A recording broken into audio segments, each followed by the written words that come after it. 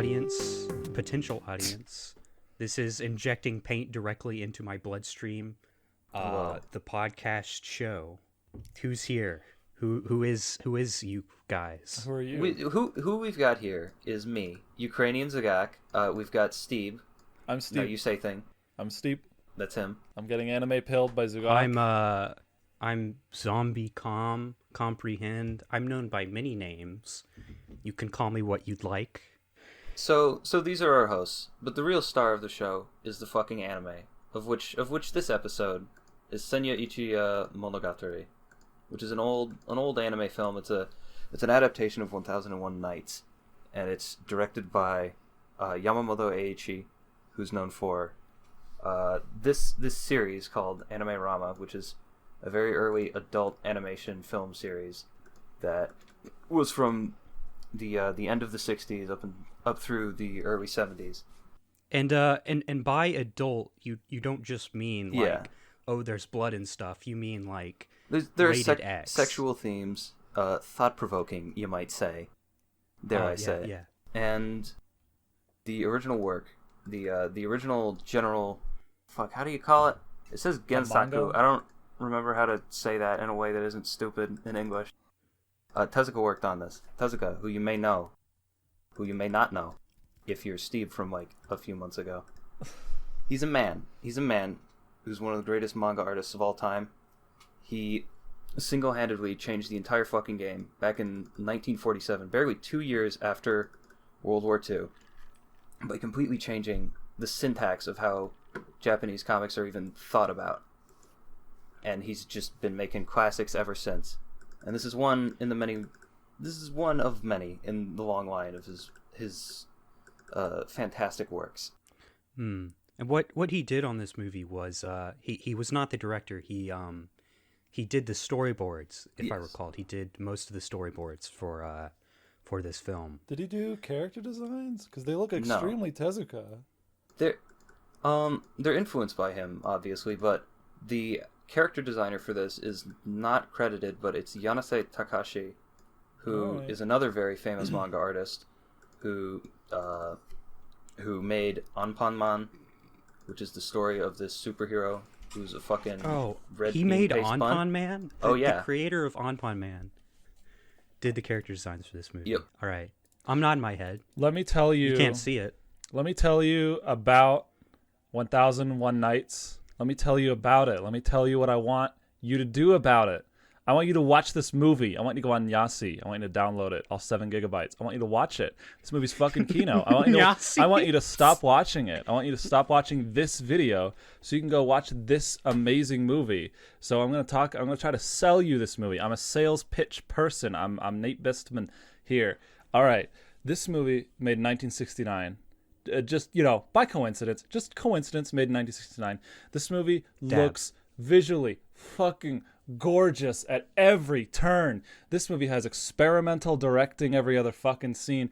This movie has incredible painted textures for the backgrounds. This movie has really, really good facial expressions.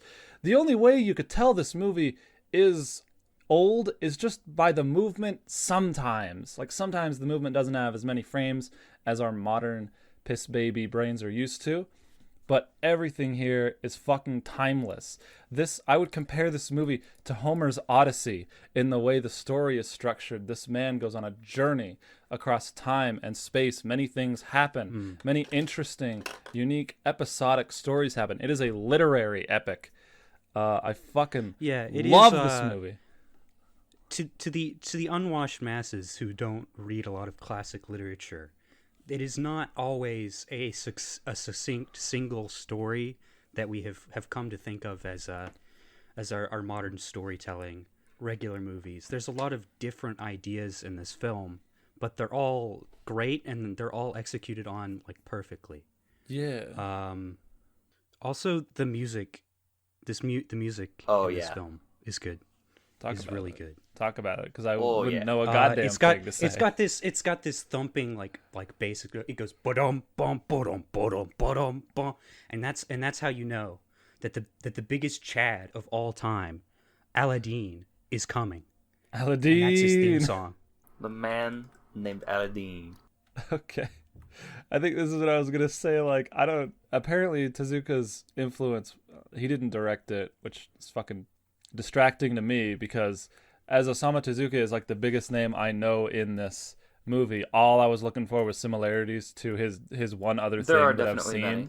which is Phoenix, the manga. Phoenix is a manga which is also kind of a very long episodic story, but has a lot of jokes and gags in it. And Zugak would call Tezuka the king of gags. Would you? Perhaps. He's very, very good. He's extremely good at it. I don't remember that many gags. I just remember laughing at a lot of shit. I remember laughing at a lot of things in this fucking movie. This movie... All the facial expressions in this movie are either extremely, like, serious or just hilarious. Like, Oh, yeah. you can take just about any screen cap of this film, and you will have something that's either visually gorgeous or just funny to look at. This God, movie is screen cap. I took almost as many screen caps of this movie as I did in fucking Spider-Verse. You know that one movie. That one movie. Japanese anime classic Spider-Verse. Well, yeah, you know the one. This audience is a specific culture, man. They're gonna know that. This fucking movie, man. Oh, the fucking main character. I love his fucking face. This fucking character. He's got like these eyebrows, man. These eyebrows are like twofold. They're both like wily and conniving and also like kind of sad, which kind of reflects the tone the movie's going for in general. Yeah. He's well, I mean, a very fitting you know, vessel. If you want to get into like a plot synopsis of the film, it's just kind of his, like, the first 20 minutes are like his gradual ascent to like the most emotional happiness he ever feels in his life, and from there it's like all downhill. Yeah, like he hits some high points here and there, but he never like once recaptures like the. So what happens at the beginning of the movie is that he steals away this slave girl who's going to be sold to, I'm assuming, just rich people as a slave, as a sex slave.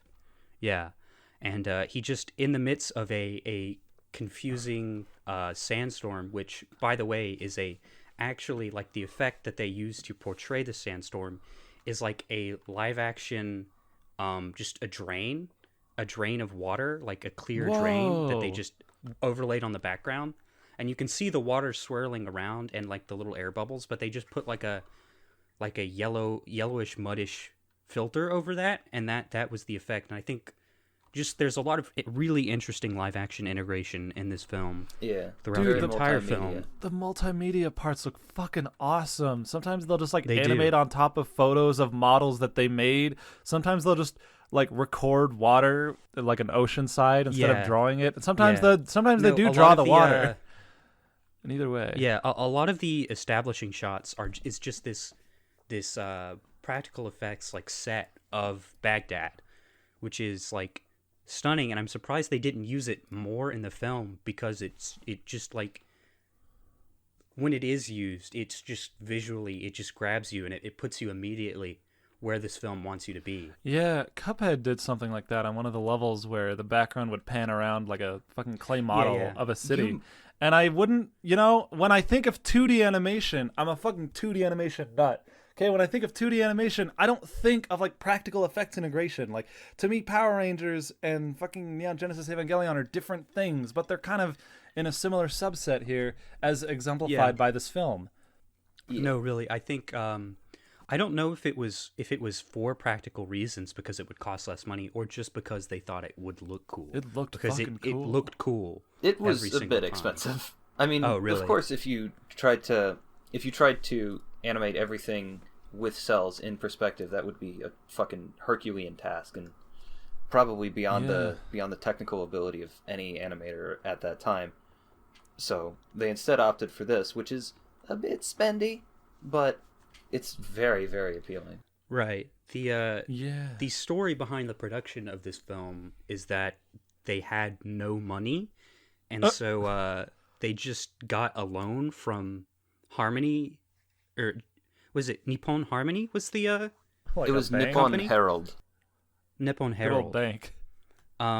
And I think it was in the director's interview, Aichi was saying that they took like 70-30 of the profits from the theaters. Yeah, they had put it in. Sorry, the bank took 70, or did the bank take 30? No, They took 70. 70. Yeah, they took a lot of money, but they We make money to make art. We make money to make art, dude. Yeah. So it was just I don't know, it's interesting that they were just trying to get it done no matter what. Yeah, it is. And what a fucking thing to get done, dude. This movie is like fucked up. This movie like portrays shit that would not fly in Yeah. fucking like TV back then. TV today, they Yeah. portrayed shit I didn't expect to happen on screen. They fucking animated in full view, like subject of the image in front of your face. They'll animate shit that would normally happen like either off screen or in a flash of light or in like a fucking silhouette or something. I didn't know people fucking wanted to animate shit like this. I never know I wanted to see shit like this. I never know I wanted to see a girl transform slowly and in detail into a giant snake monster and eat Yeah, a goat. A common on theme in Tezuka's work screen. is transformation. There's a You'll lot of find. animal transformations in this movie. On screen. Oh yeah. It fucking blows me, dude. So after this man, this Adonis, he's just a water seller. He runs away. He gets trapped in some This rich dude's house. This just a dude's palace. abode. Yeah, this rich dude had.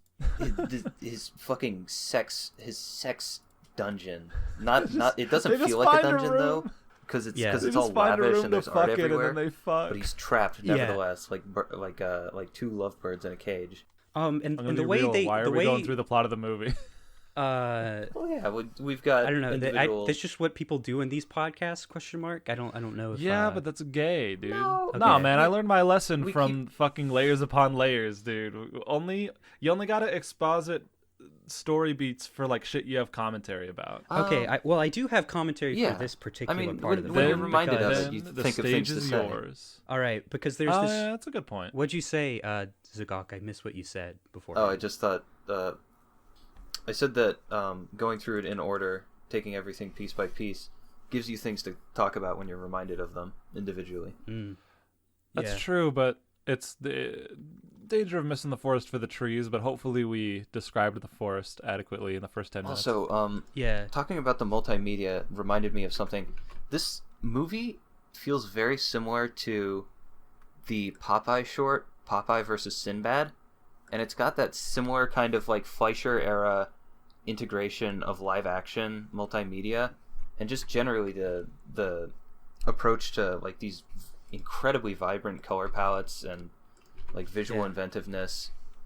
It Colors feels are fucking phenomenal. it feels very classically Popeye. If you've ever seen like an album for like anything shoegaze, like where they just distort the colors all the way, there are moments like that in this film that are over live action or just regular backgrounds that are like the colors are crazy, but it works so well Yeah. for what's going on. Yeah. So I just wanted to say on the subject of the just basically when they get to that scene, I think is when I think this is the linchpin of the story, because what this girl that this girl Aladdin has fallen in love with tries to explain to him is that love and good sex comes from the two partners being on like the same emotional like wavelength and just generally being equal to each other. And I think because he gets confused at that, he like doesn't understand that, and I think that's why ultimately in the end throughout the film he never like reaches that like peak again of where he wanted to be happy again. Yeah, that makes a lot of sense. I'm glad you thought of that.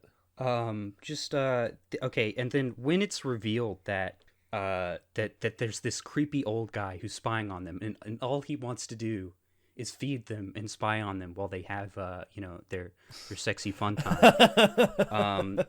So what the movie does to transition from this is that the Aladdin like reaps up he puts his hand up to a tapestry that has like a beautiful woman's face on it, and he just tears it down, and behind the face is this old creeper guy, and I think that was a really like creative transition from like this idyllic scene to like, oh no, they're trapped in this horrible situation. I just think there's a lot of great transitionary like scene elements like that are metaphorical in this film. Oh yeah, That, of really course flesh the out comparisons that you you can make to like the biblical references, and so far as the painting itself is of this beautiful woman holding an apple as they have become entrapped in what one might call a sort of paradise against their own will. They Edened that scene too? Yeah. Damn, dude.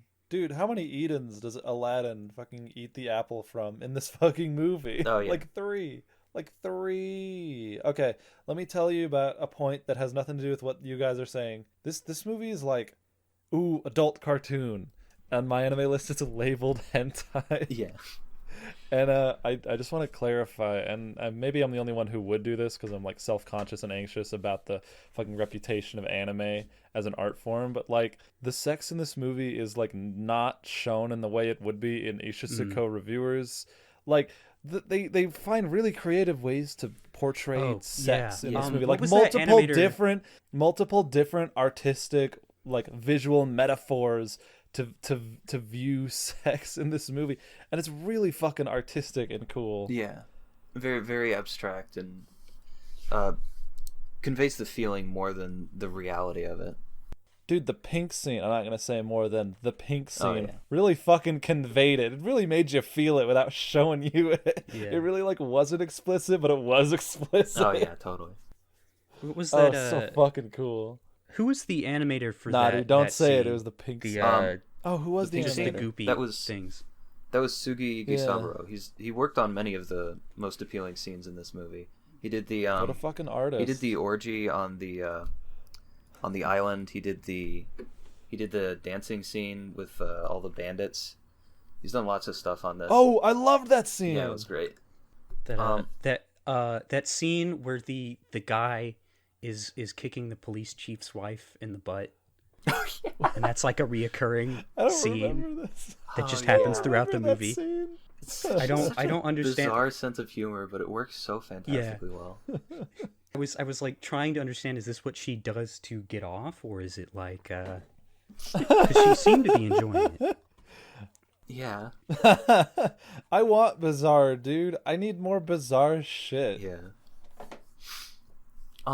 It's funny that you mentioned the animator of the more artistic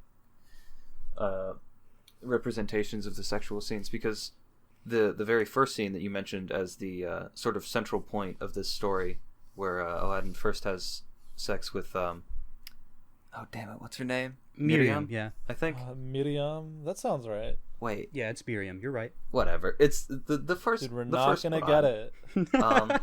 Bro, some $10,000 chick that he stole away and they fell in love. Well, it's interesting because that first sex scene was animated by a woman, Nakamura Kazuo, or Kazuko rather. Jesus, slipping up, Kazuko? confusing animators.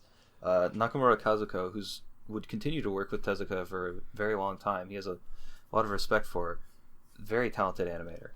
And it's interesting how the scene where both parties are sort of on equal footing is itself a scene animated by a woman, whereas many of the other more frivolous scenes are animated by men.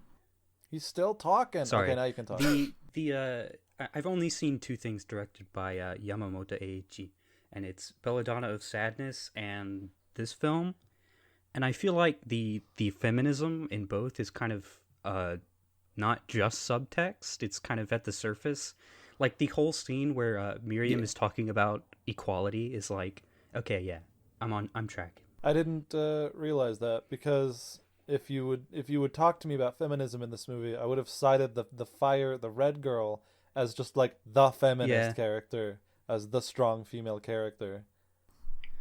She plays into that as well. It's interesting how how practically her first scene is of her getting raped, and in a way kind of losing her innocence as the very beginning of her character arc, and then almost in the very next scene, she's getting told by the she's got the person that she's supposed to kill cornered, and he's telling her that girls don't kill other people, isn't that right? And then she just cold-bloodedly murders him, only to shortly thereafter happen upon Aladdin, who takes her for a turn in his own way as well. Yeah, that's What I love about this movie is that life will just happen in the middle of an important scene. Like, this is a movie like about a guy, and he's like the main character, and he lives to the end, and he fucking lives to fight another day, and he escapes. But it's always through like happenstance. Like, sometimes there's like, this is such a Tezuka thing to happen. Like some warring tribe will just come in and wage war in the middle of this guy's thing, and he'll have to use that to escape. It's realistic. It's like a breath of fresh air. It doesn't really feel like a Deus Ex Machina or anything like that. It really feels like, it really makes the story feel believable and makes the world feel alive. Yeah, the world itself has agency, and it's not simply the character's story. They have to. It's not just purely an interpersonal conflict. It's also about the systems of the world and society and such. Yeah, he's got to fight the world to get what he wants. there is one thing I was upset about at the end of the movie, and it's that the red-haired girl does die from the snake grenade, but at least they took the time to establish the snake grenade earlier in the film. You know, like twice. Yeah. You know, it wouldn't have been. Yeah. You know, it wasn't as much of a shock as it could have been if they hadn't already clearly established that this guy has a snake on him, and it kind of, you know, attacks people because.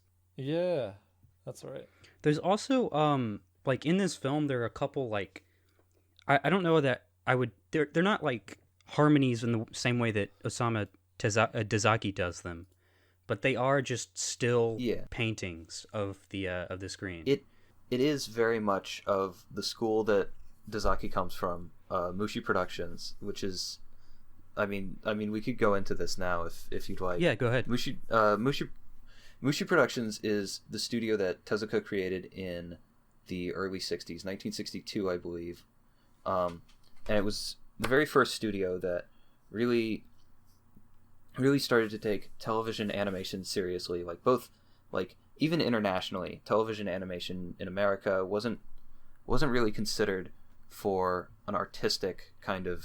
It's not something where you could really readily express yourself, because just the nature of how American animation was understood and American TV was understood was as this kind of natural downgrade and of film, where you necessarily had much harsher time limits and therefore couldn't express as much in terms of say frame rate, because of course Hanna-Barbera, Disney, Warner Brothers all had to very heavily slice their frame rates from being on ones or on twos for the more conservative 4 frames per second, or not 4 frames per second, what am I talking about? On fours, and thus a lot of the expression which they had developed, which was more focused on character acting and gag orientation, through like facial reactions and the like, all that had to be very heavily cut down on, and thus you have this sort of this necessary thing, this form of animation that just simply needs to exist because film is dying because of television, and thus television animation is just limping on as this lower form of film animation, whereas Japan, specifically Mushi Production, took the idea of the limitations that necessarily come with a TV weekly schedule and built shows around the idea of very strong cinematography, very appealing general visual composition that isn't backed up by detailed character acting or high frame rates, and instead aims to tell a story very visually and very emotionally, oftentimes with lots of contrast in the compositions, and especially through the use of timing and editing in ways that you wouldn't expect, that are very creative and very emotive, rather than just using timing and editing as the window dressing to the story and to the characters and such. So this movie's interesting insofar as it's the first time that kind of TV mindset that Mushi Pro pioneered is applied to film. And after that point, it wouldn't be, because for as popular as this film was, it didn't create a trend in which anime films would be given opportunities to thrive. Very few of them got made, and so anime naturally developed on television and within the limitations of television before eventually branching out into movies in the late 70s. So this film is a bit of an outlier in being a very early expression of those ideas that were pioneered at Mushi Pro. I think what Zugak just said is very important in the way I see anime in general, regardless of what era it's in, because when I was first getting into anime, I would think of some shows as like low budget until we get to the really animated segment, and you're just kind of like, a bad mindset you could get into would be to just simply like kind of tough it out until they get to the Sakuga moment, and that's like kind of a bad mindset that some people might fall into. But really the appeal of anime is to see the directing and the timing that Zugak was talking about in between like lower budget segments and higher budget segments that kind of all blend together to create the whole thing. I think it's important to also mention that for as many moments as there are when this movie visually takes a step back, there are just as many, if not more, that look insanely well produced. There's a lot of movement in this film, but there are these moments where it will take a step back from that and just focus on the interplay between still images. So like the scene where the red-haired girl is first being raped is it does after that kind of take a step back. It goes to a still, and it sort of zooms in on her saying with no movement, "I'll kill you," which is important to remember because she eventually does kill him, and that kind of makes you remember that just by putting so much emphasis on the still image. Yeah, dude, that scene had Blue Man holding an arrow and playing with an arrow, and that arrow is what pierces his heart at the end of the movie. That was a really good fucking touch. You might also say lots of great stuff like that. The arrow is Chekhov's arrow. You might also say the arrow is phallic, because when he's holding the arrow, then he rapes her. You know, killed by toxic masculinity. You know it.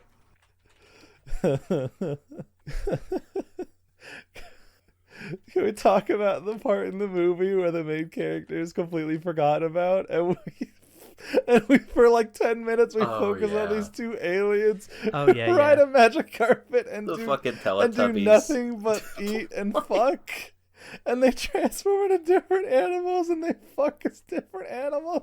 Oh yeah. He's like, I flip a coin of heads, you have to do what I say. He flips heads, he's like, all right, let's have some cockroach sex, dude.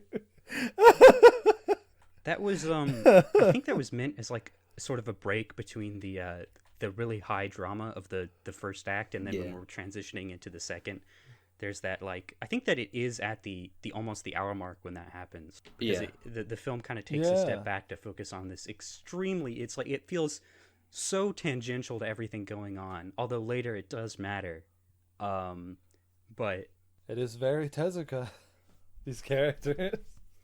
In the moment, it feels like this just completely out of nowhere side tangent, but in time it establishes itself as part of the movie that feels kind of necessary in establishing jellies, and in doing so establishing much of the stakes for the rest of Aladdin's, or now Sinbad's, the rest of his character arc, in coming to terms with this incestuous relationship that he desires. Yeah, they're really important characters. They play a role in making all the fucking things happen. Oh, that sounded so much smarter in my head.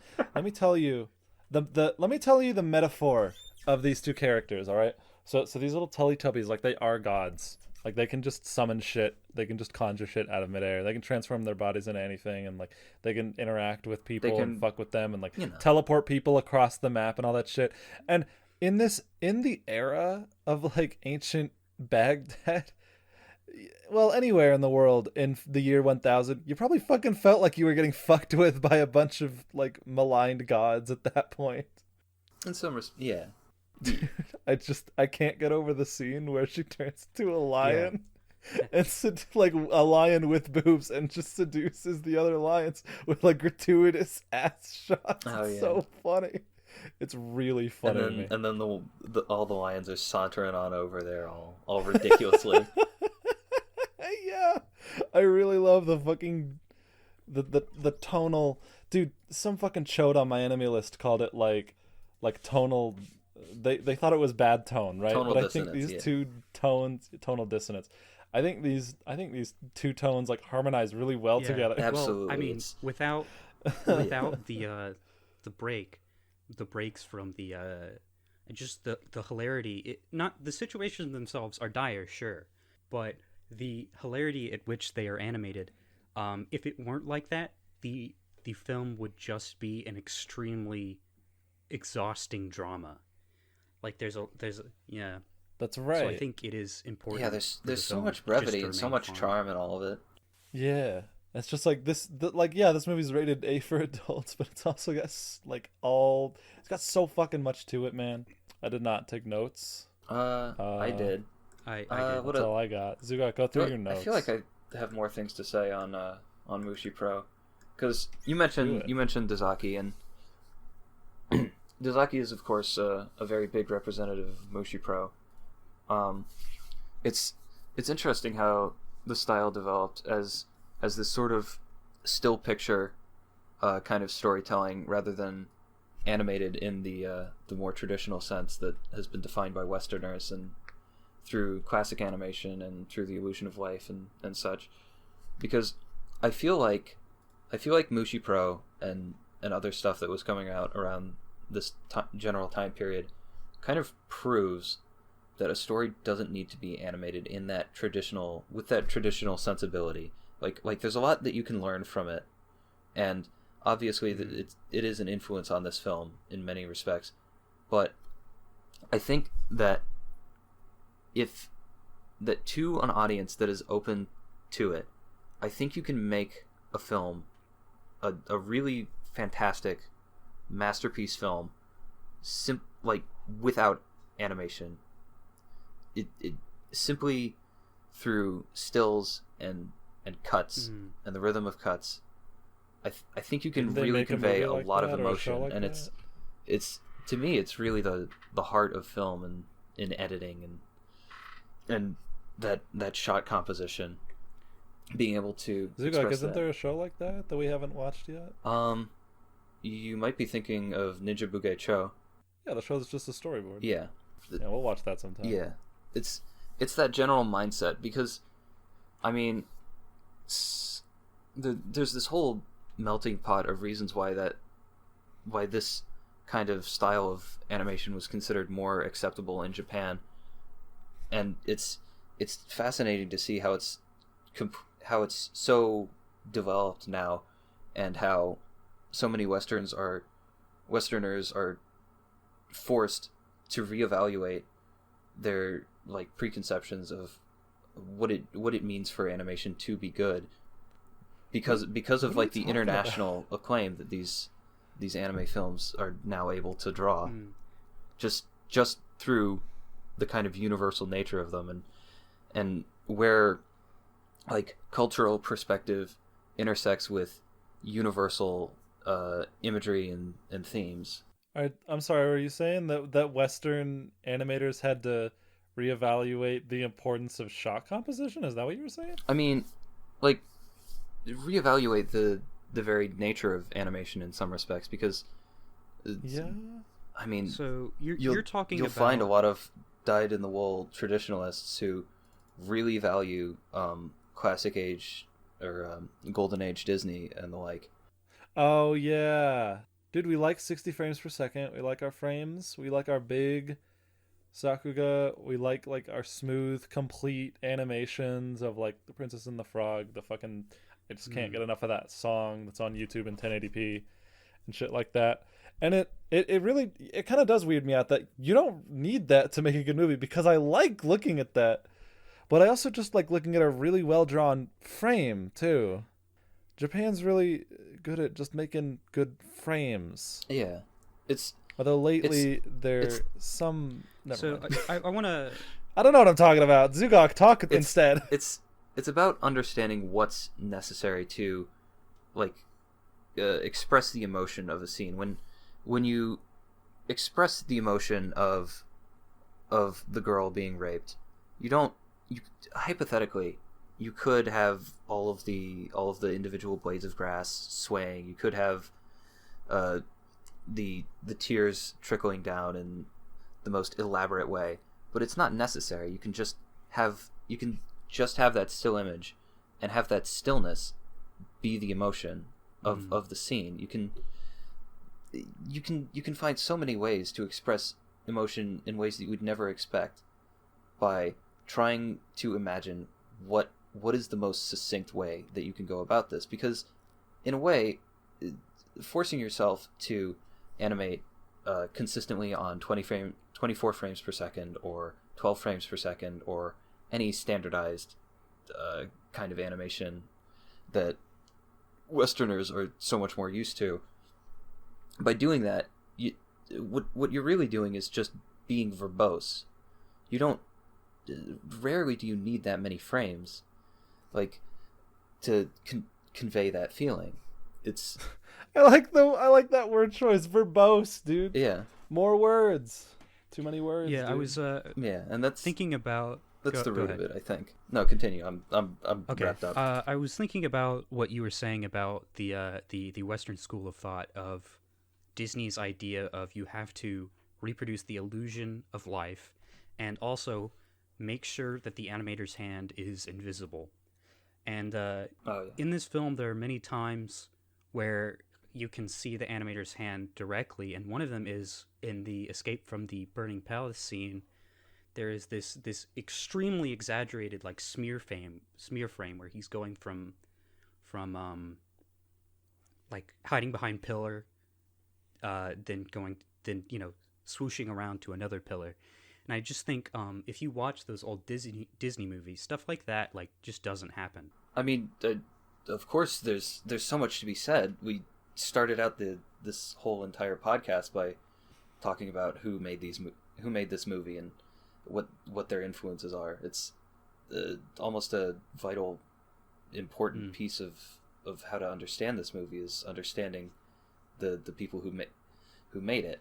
Dude, I'm just looking at the movie and I want to praise the variety in character designs. You have some characters who look like very realistic, pretty real plastic dolls, and then you have these like really cartoonish characters who are able to like express real emotion. You have like these wacky characters who like are very feminine despite being male. Yeah. And it's like, wow, they've got I really it all. like the Cocaine Man. Cocaine. Yeah, he was The really man who cool. just eats spoonfuls of cocaine, and that's who he is. Yeah. He He looked really important. He looked really important. I thought he was like the king No. for a while. I believe Aichi described him in the interview as a mad apothecary or something like that. Yeah. He's just some fucking dude, but his design and his attitude and like what he did, he made him seem so important. I like how the ultimate ultimate undoing of this ginger kid is that he just takes a bunch of cocaine and then accidentally falls off I don't know, it says Viagra, dude. of a Yeah. Died he a virgin. does. It's a damn That's shame. the fucking that's the Tezuka, and that's what I think. That's what feels Tezuka to me about this movie, is that this fucking side story about this guy who, and we know what he wants, and he wants it badly. We see how he acts, we see what he lacks, and then we see his ultimate downfall and how it affects the main characters of the story. It's really fucking cool. A very feminine, short man who wears pink, and he's got like an interesting got a face. really big Yeah. nose. He just really makes you think. He's like a child, Yeah. but he's not exactly like a child, you know. Oh man, I was gonna say something else. I forgot. Whatever. Good. Good movie indeed. Sorry, he's like kissing the girl, and it cuts to like Steve looking weird, giving him the fucking like look. Oh yeah, Steve, as usual, disappointed in a man not immediately raping on sight. I didn't say that. But it's what happened in the movie.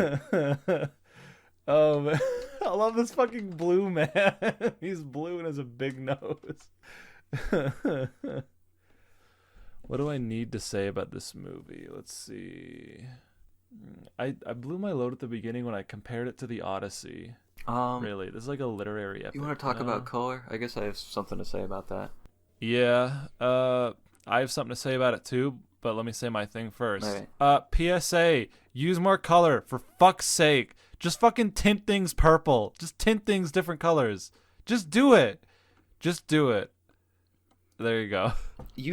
I remember not long ago, maybe a year or two ago, you were telling me to watch this clip of Aladdin, saying it had real nice color theory, and I was just so Aladdin does have unimpressed. nice color theory because it has fucking red days and blue nights. Like it has like hot red days and like deep midnight blue nights. The color theory in this movie is very interesting. It's how to describe it. This movie has better colors than Aladdin, for sure. Yeah. I mean, it's interesting because I guess I don't want to keep saying that this movie's all non-traditional or anything, but from what I've seen of movies from around this general time period, especially anime movies, is that lighting and color is generally engineered off of the base colors that the characters normally exhibit. So, let's say you have a scene of like a pale Caucasian skinned character, and you've got I don't know, some gleaming giant sun in the sky. Then so those are both yellow. Well, ordinarily, you take that base color scheme that you have of the character, and then you kind of warp it around the light. Whereas in this, that is what I do. You'd have the highlights more accurate to the light source, and the shadows more accurate to I guess the opposite of the light source, or the background reflecting off of it. Yeah. However, in this movie is really interesting insofar as the light sources are so often so completely overpowering that in the very first scene, for example, almost the entire screen is white except for these gigantic splotches of black for the shadows, and these damn it, there's a word for it, but these small transitionary shades between the blacks and the whites that are this real peculiar kind of pale, dark shade of blue. Yeah, blue. And it's this fascinating way to show the heat of the sun. It's in the desert, and it's good stuff. It's fucking eye candy. And this movie changes characters' like entire color schemes for certain scenes. There's the scene that's straight out of Tezuka Phoenix where he has to climb out of the pit, and he's dark blue and white in that scene. It's interesting because it's going about it that way makes it so that you give this kind of emaciated look to him. It's not necessarily a realistic color scheme, but having his skin be so pale and so blue and sallowed, it really portrays like how cool of an area this is, how like beneath the earth, and what a different environment he's in, and how like almost corpse like he is. It's very good in expressing the mood of the scene. Listen to this. I'm scrolling through this movie and I'm looking at the scene where the red girl gets raped. All right, and in that scene, she turns into a painting. Tell me what that has to do with the previous scene of where they make love. Tell me the connection. Explain the literary to me. Um, There's the painting of the pure girl on the wall, and it gets ripped off, and it shows the peeping tom. And then in the next scene, the red-haired girl gets raped. She turns into a painting, and then she says, "I'll kill you." What is that? Well, in That means in the, something. in the mutual sex scene, not the rape scene. It's not a painting; it's the a mutual one, tapestry, yeah. like on the wall. Oh, it's a tapestry. So Okay. I think it's just a still frame painted to in high detail just to emphasize that moment. I don't know if there's a connection between the two. yeah, it's. I feel like it's more I of think an impact. I think the style of how she's drawn is different. Yeah, it's Yeah, kind of reminiscent of texture the montage It scene. looks like the tapestry. Anyway. Oh, I love those scenes. Speaking of the first scene, I was wondering how they did the mirage effect of like they like smear the colors around. I wonder, did they do that? You think just by animating it, or was it like a practical effect or something? The only other time I've seen that explained is for one scene in the Mazinger opening. It might not have been the same effect, but the basic idea is you slather Vaseline on top of a frame. I don't know if that's what they did, but it's this interesting more natural photographic technique rather than trying to express it through the line work. And it gives gives the scene this unique look without being resource intensive. It's good stuff. Dude, I'm looking at this fucking movie, man. I'm looking at it with my eyes, and my eyes are going yes. All right. I don't have anything to say. I'm just basically gonna say they do the scene, and it's so cool how they do it, dude. Remember when they did it? Yeah. But there's this. They do like fucking montage like shit where they'll like interlace different little splotches of a character on a black screen on top of each other. Oh yeah. And one thing I particularly like is when he steals Miriam for the first time, he is inside of a black circle, so he's like behind it. But the prince is in front of it, just like in a completely different like plane of reality, shouting at him to go get her. Yeah. And it's a very good way to indicate that they're never gonna fucking. It's a very succinct way, a subtle way even, of conveying that he is gone. They're not gonna catch up to him. Yeah, it's kind of like I guess a telescope lens or Are you something. talking like that about in the some paneling respect. in Yeah. the scene where they're selling the girl off? No. Yeah, right after but that. a little later he takes him. He takes her, and it's done in that style too. Yeah, no, but that scene's really good too because the prince is like he's fully existent. He's like colored normally, and everyone else is like a different color, like monochrome. Yeah. And they keep popping in and out of different sizes and different that's shapes. they do it to indicate like how much they're bidding. Like they'll grow bigger and smaller. When somebody one ups the other person, it'll grow bigger. That was probably like one of my favorite scenes in the film, just because it was just a really creative way of representing who was in the lead of on the bid. I want to see more shit like that, and dude. it's interesting because, like you take it as them growing bigger and smaller based off of how they're bidding, but Aladdin is present in the scene throughout the entire thing, even though he's not bidding. So I feel like it's more of an expression of their desire to have this woman, and it's he is getting pushed around. Emotional by expression the rather other than frames, the other panels. Yeah. It's a great way to like get across that inner turmoil that he's feeling. It's a non-diegetic, aesthetically pleasing, like symbolic way of conveying information, and I want to see more shit like that. I want to see diegesis broken in favor of like symbolic representation. Mushi Pro is doing tons of stuff like that. It's I great stuff. I feel like that's something you more easily get in 2D. Yeah, it's than in absolutely 3D. I feel like that's like the downside of 3D is that everything has to be in a space, or you have to create a space for every like 2D frame you want, which would take more work than just drawing it. Being able to express with symbolism is one of the greatest assets of animation, is because of how naturally conducive it is to expression through symbols. It's almost the very most natural form of it. Yeah, I'm 2D, 2D. 2D. It's better than 3D. It's better than 3D. Get fucked, Disney's Onward. Get fucked. This movie's better. I didn't watch it. I watched this one. Yeah. Why would you watch it?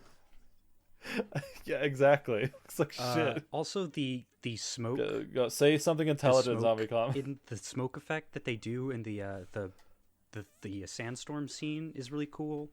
I have no clue how they do that. Yeah. It looks like they're just passing like a cell over it, maybe like a smudged cell with black ink. I don't know how they did that, but it looks like really natural. I think it was some. I've read about it, but I forgot what I forgot how they went about doing it. There's I guess I should mention it now, but there's a pretty extensive rundown of the production process on this fucking ancient website from I think either the early 2000s or 90s from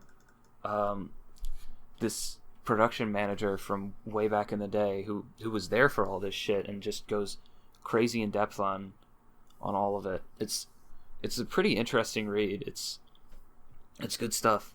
Gives a lot of production details and talks about the desire for this film to be seen as a worldwide international project. That's that part of the reason why they chose to universal audience adapt 1001 Nights specifically, because they thought that name in particular would have a lot of pull in the West. They wanted this production in particular to be a international success, which I don't think it turned out to be, but it was at least a domestic success. I'm really glad it exists to just push animation in, like, push the boundaries of how it's understood and considered. It's good. It's a success on Steeb's My Anime List profile. And when you get to the end of the day, that's really what matters. That's what all the animators want. It's really what matters is that you get a 10 from Steeb and not a no score. This, but unironically, I can't explain why it's so much more impressive to me to see special effects done on top of or in 2D animation than it is for 3D animation. I cannot explain why it's so impressive to me that somebody drew a face appealingly or something. I can't explain the impression I get when I look at a man's funny face and his intense expression. Well, it is sublingual. It is it appeals sublingual to the emotional aspect of your mind. But in 3D, you'd think that 3D animation would have the same exact effect on me, because in 3D it also takes a lot of fucking effort to fucking render a thing. Good art is not put it on always screen. about effort. It's about, what appeals to you specifically, and maybe you just find 2D more appealing. Yeah. That's true. I think something important to observe is how I feel like drawings are sort of empathetic. Like everyone's tried to draw at some point in their lives, and most people can write, which is in a way its own very codified form of drawing, and it's that kind of even the earliest of primitive humans could walk onto a beach, grab a stick, and start drawing. It's just start drawing within the sand and be able to express themselves in that way, be it for whatever purpose. And that kind of universal nature of animation being this equalizer of all people from all backgrounds, I don't think that's right. I don't think that's common, or like who here has opened up a 3D rigging program and made something for themselves. Like, I know Auritz has and Kazi has. I have not. It doesn't have that universally understood kind of empathetic quality. You can try to sculpt stuff, but that's kind of different because it's physical. Everyone in grade school made a bowl that their parents still have to this day, and you visit them at age 23 and you're like, oh my god, they still have this bowl. Just to add to your point, Zugok, in the interview, Yamamoto Eiji, the director, talks about why this sort of story naturally lent itself to something they were going to try and push overseas, because he was like, with live action, we can't become foreigners, but with animation, we can make characters that appeal to everybody. That's right. So, these characters are not anime characters. They're fucking Eastern characters. They're like, they're Aladdin fucking Baghdad. That sounds so fucking stupid right now. But they are cartoon characters, and you could also say that it's because of the era of 1969. They didn't look like anime characters back then, but they also kind of did. Like Tezuka had Tezuka's handsome boys look like the precursor to like modern anime style, like Shinji Ikari. Yeah, but like these characters are totally just fucking universal cartoon. Yeah. I fucking steamrolled your point. You can continue. Just was Arumachi Karo Monogatari before this or after this? Arumachi Karo was 1962. This was 1969. Okay. Yeah. So that was before even Tetsuwan Atom and the birth of TV anime. So yeah, that kind of has a more, I guess you want to call it, universal style. Back then, the Western idea of what an anime was supposed to look like obviously hadn't developed yet, but yeah, we're kind of operating under our Crunchyroll subscription. Please, I would never subscribe to Crunchyroll. Yeah. Good movie. I agree. Very good movie. Inject that paint into my fucking bloodstream. I'm not gonna learn to paint though. I like ink. I mean, I'll paint it. Oh, it's all fun. It is all fun. Both of you, Steeb and Zugak, are both analog artists. You consider yourself like draw boys, drawists. What do you mean? What do you mean analog? Just, like not digital. Like with pen and paper. Yeah. Yeah. With a pen. Yes, I am. And that makes me appreciate art a lot more, because like simple shit is fucking hard as fuck to draw. Yeah, drawing makes me appreciate art more. But that's like, it's kind of a universal. Like cooking makes you appreciate experienced cooks more. Yeah. Learning to run makes you appreciate sports more. You can just see like little subtleties. Like how many people who haven't drawn before would notice like, oh my god, they're shading, but the shades aren't just darker. The shades are like a different color. Like you'd have to look at a lot to notice that. Or you could just draw it and realize it. This movie fucking goes places, dude. To multiple places. There's Baghdad. Oh my god, remember the Triclops eating characters on screen by the fucking handful? Incredible. Oh my god. He looks so weird too. He wrestles and certain cuts, one of his eyes is missing. It's just so fucking soul. It's so beautiful looking. It's so a giant bird comes and he fights the giant bird, and then like the earth comes in and squishes him, ?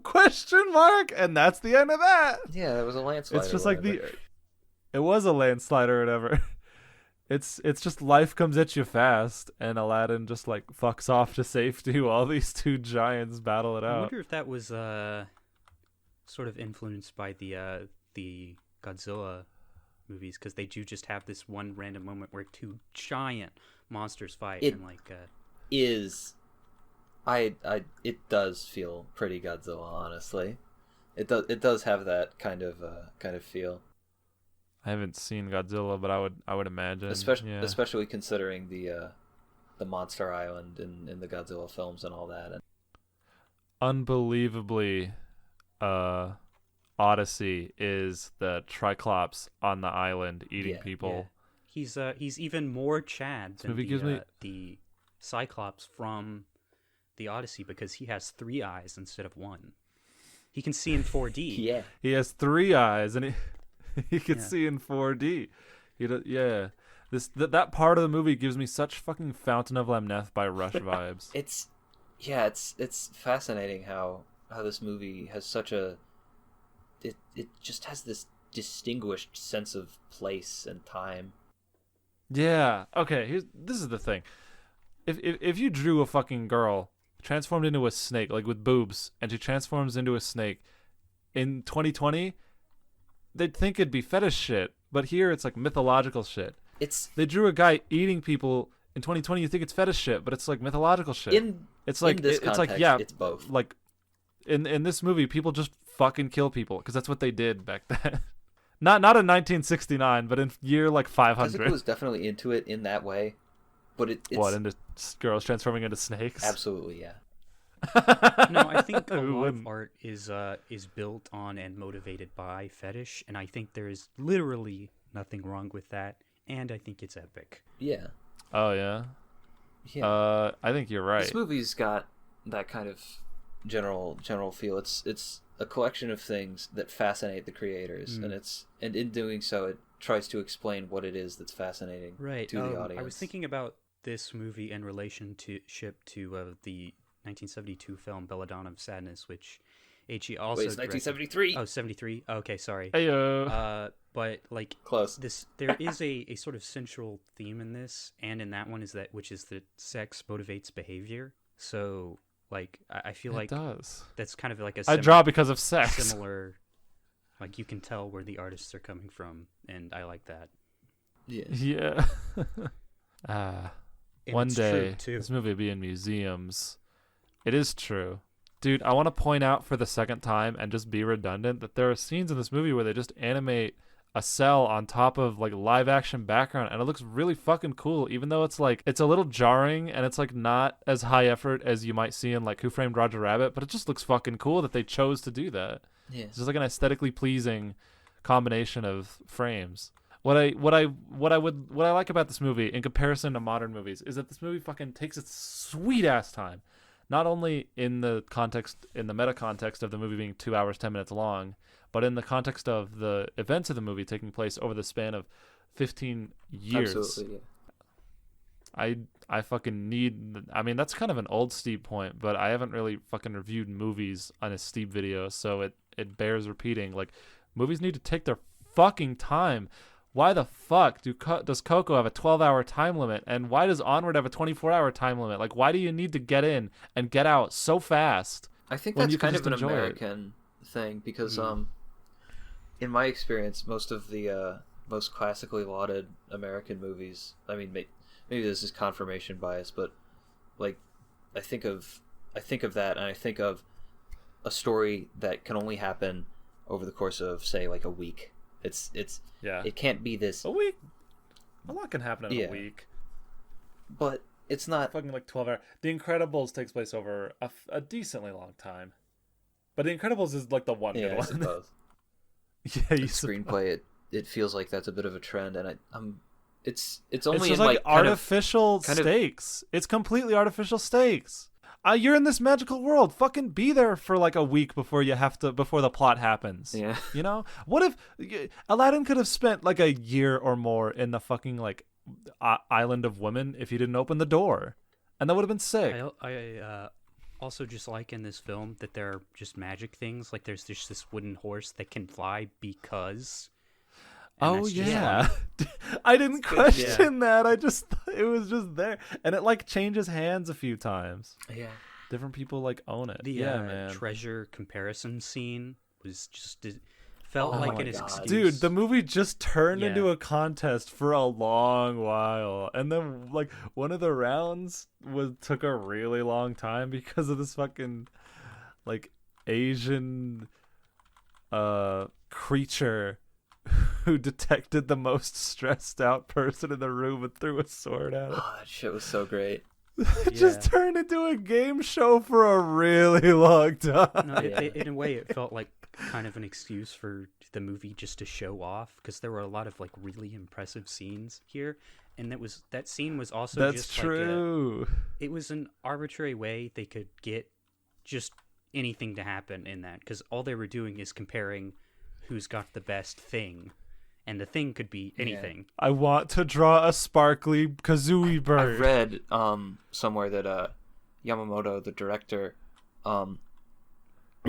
really valued allowing his animators to express themselves, and for certain scenes would just not storyboard anything and just tell the animators to do whatever they wanted. And I imagine that sequence would be one of them, because it feels so fitting, and Yeah. and exactly the kind of thing that The Like it's got this like this really fascinating sense of timing that I'd imagine was like kind of amateurish in a way, but it's so compelling, and Like just because of experimental, maybe. like on a moment to moment level, it keeps you guessing. It's good stuff. It's driven. It's good. Dude, the bird started playing music, and like the woman from the crowd just started Yeah. dancing in 3-frame dances, and it looks like perfect. Yeah. And then the next one is a girl dancing, and it's a lot more frames. And titties, and the titties move funny. I like the yeah, boobs. the contest lasts like 15 minutes. Yeah. It's like a lot of shit Yeah. happens in it. Like a Yeah. lot of different shit. Like the fucking mermaid starts dancing, the cat comes in, this fucking armored monster girl threatens a Sinbad. Oh my god. Oh man, Steeb gets a hat, and that hat looks really good on him. He's Oh, not Jafar, guys. but- He's not Jafar. But in the end, he doesn't. He's only barely able to just tap the hat that he really wanted the Yeah. entire time. The No, crown. that yeah. was a really poetic scene. It was good. Oh yeah. Yeah. Yeah, dude. Oh my god, man. Dude, just fucking draw faces. Just draw a million faces. Just like I love frames where there's just like one, it's like a still frame of a character making a face, but the face they're making just looks really I've good. drawn many a face in my day, but never one is quite so handsome. A Sinbad. There you go. There's your face. I think we're ready to wrap this up unless you want to talk about more stuff. Tell me it's the face I'm looking for right now. It's not. You failed me, Zuka. I wrote Is the thing. it? I don't know. Yes. It's a face. It's Sinbad, like looking I intimidated. screenshotted that. I'll get it. There you go. I probably skipped past it. Yeah, I love that face.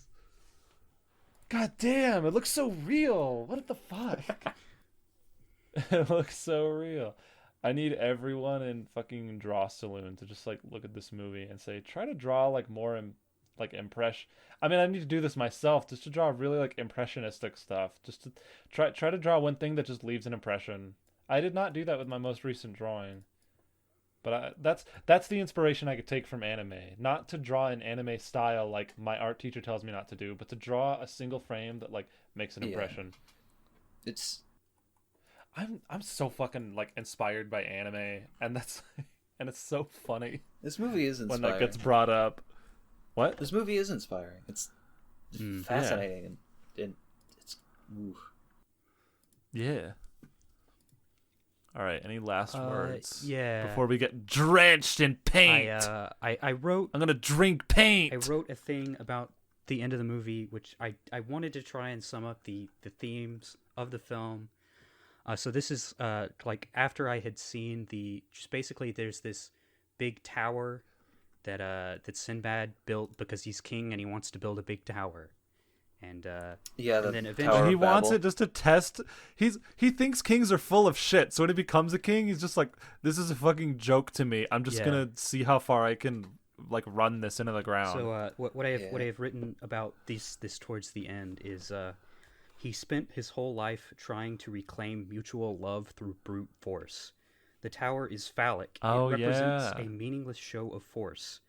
A Sisyphean task in the end. He lost not because he didn't have power, but because he used it in the wrong way. He didn't That's really he didn't deep, man. understand the meaning behind equality. He didn't know why allowing people to be genuine was important. Didn't know why just because you can have everything you want doesn't mean you should. There are things which you desperately need which are more important, I guess. It's just trying. That's incredibly deep. I'm glad you guys thought about the plot a lot, because that's my fucking weak point. I like how he has this deep struggle in the movie, Yeah. and yet he remains to be this really easygoing No, yeah, guy at to the at end, the end he who gets always away with slips completely through everyone's unflappable. fingers, completely unharmed, and just like ready to take on the next No, his adventure. Such last an inspired He's choice. ecstatic. His last line was, I believe, being a king wasn't a big enough role for me. He's like, he's going. Yeah, after, what comes after a king? I wonder. He says, I looking wonder up. what comes after becoming a king. Such a fucking killer line. Yeah, man. It's so fucking good. And then it ends the same way it starts Ba-dum, because we bum, love ba-dum, ba-dum, ba-dum, bookends. bum, We ba-dum, love ba-dum, ba. bookends. It's like a. Do you remember fucking the Grand Budapest Hotel? At the beginning of the movie, there's like fucking like 4 like transitionary things. Oh yeah. There's like 4 scenes that like get you to the hotel, and then at the end, there's like 4 scenes that like it kind of comes out of. Like you're inside like 4 different books within books. It's like that, except with only one of them. And you're in one book. You want to know something? I noticed that is honestly a bit of a stretch, but I just want to put it out there. Yeah. Okay. In some respects, the very beginning of this movie, kind of reminiscent of the beginning of Joe. Joe. He's just walking I haven't into watched town. the beginning of Joe in a long time. He's just I remember strutting into that. town, and you know, not like, what to can I get out of this spoil the ending of Joe or anything, but the color palette is just the least bit reminiscent of an ending scene in Joe that you may be familiar with. Joe's gonna die in 7 episodes. I'm on episode 40. Yeah. You have 7 episodes to live. All right, guys. I think it's time for us to get drenched in Okay. paint All right. and take our leave. All right, we're gonna get drenched in paint in 3, 2, 1. Oh god, it's everywhere. Oh god, there's paint. Add a splashing sound effect. Add a splashing sound effect. Oh god, it's in my eyes. There it is. There it is. Like how none of you fucking played into it. There we go. I can't hear this rhythm video. It's already done. It's already No, done. I Fuck. wasn't Okay, getting we're the gonna stop splashing recording thing. now. I was liquid injecting it into my bloodstream.